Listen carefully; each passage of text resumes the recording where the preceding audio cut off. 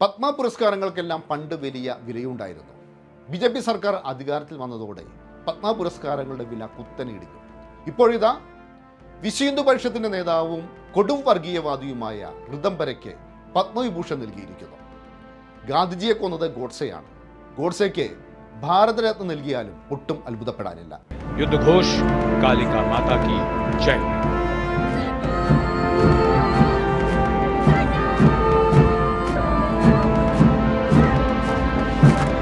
past the city. और ये है कर्तव्य पथ पर सलामी मंच के सामने जय भारती की जोशीली धुन. ഇന്ത്യൻ സ്വാതന്ത്ര്യ സമരത്തിൽ യാതൊരു പങ്കുമില്ലാത്തവർ രാജ്യം ഭരിക്കുമ്പോൾ റിപ്പബ്ലിക് ദിനാഘോഷം വ്യത്യസ്തമാവുന്നു.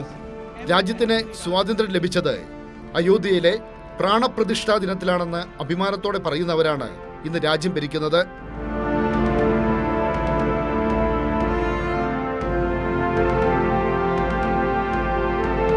ഇത് വെറും ഋതംബരയല്ല, പത്മവിഭൂഷൺ ഋതംബരയാണ്. ഋതംബരയ്ക്ക് പത്മവിഭൂഷൺ ലഭിക്കാനുള്ള കാരണങ്ങൾ നോക്കാം. വിശ്വ പരിഷത്തിന്റെ ഒരു വനിതാ വർഗീയ സംഘടനയുണ്ട്, ദുർഗാവാഹിനി. അതിൻ്റെ സ്ഥാപക നേതാവാണ്. 80കളിലും 90കളിലും ബാബറി മസ്ജിദ് തകർക്കുന്നതിന്റെ മുന്നോടിയായി രാജ്യം മുഴുവൻ സഞ്ചരിച്ച് തീതുപ്പുന്ന വർഗീയ പ്രസംഗങ്ങൾ നടത്തി. ബാബറി മസ്ജിദ് തകർത്ത കേസിൽ പ്രതിയായി. ഇതെല്ലാമാണ് ഋതംബരയ്ക്ക് പത്മവിഭൂഷൺ ലഭിക്കാനുള്ള യോഗ്യതകൾ.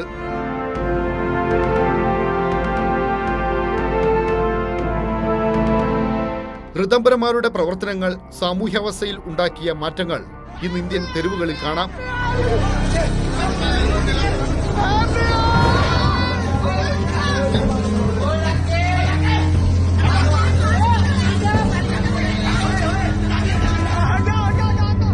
കഴിഞ്ഞ വർഷം രാജ്യത്ത് വർഗീയ സംഘർഷങ്ങളിൽ ഉണ്ടായത് 84% വർധന. 2023 ഉണ്ടായത് 32 വർഗീയ സംഘർഷങ്ങൾ. 2024 54 വർഗീയ സംഘർഷങ്ങൾ. ഒന്നാം സ്ഥാനത്ത് മഹാരാഷ്ട്ര, രണ്ടാമത് യുപിയും ബീഹാറും, മൂന്നാമത് ഗുജറാത്തും മധ്യപ്രദേശും ഉത്തരാഖണ്ഡും. ഒരു വർഗീയ സംഘർഷം പോലും നടക്കാത്ത ഒരു സംസ്ഥാനമുണ്ട്, കേരളം. അവിടെ ഋതംബരന്മാർക്ക് തലപൊക്കാനാവുന്നില്ല.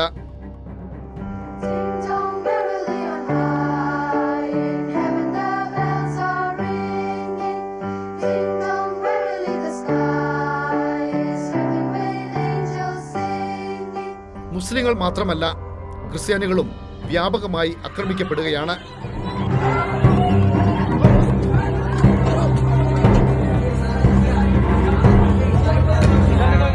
കഴിഞ്ഞ ക്രിസ്മസ് കാലത്ത് ക്രിസ്ത്യാനികൾക്കെതിരെ 14 അക്രമങ്ങൾ ഉണ്ടായി.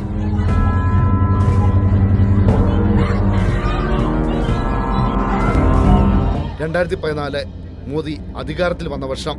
അന്ന് രാജ്യത്ത് ക്രിസ്ത്യാനികൾക്കെതിരെ 127 അക്രമങ്ങൾ ഉണ്ടായി.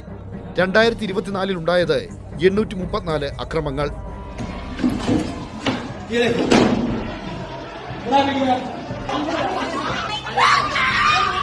ന്യൂനപക്ഷങ്ങൾക്ക് നേരെയുള്ള കലാപങ്ങളും അക്രമങ്ങളും വർദ്ധിക്കുന്നതോടൊപ്പം രാജ്യത്ത് ഋതംബരന്മാർ കൂടുതൽ ആദരിക്കപ്പെടും. ഗാന്ധിയെ വധിച്ച ഗോഡ്സെയ്ക്ക് ഭാരതരത്ന നൽകിയാലും അത്ഭുതപ്പെടാനില്ല.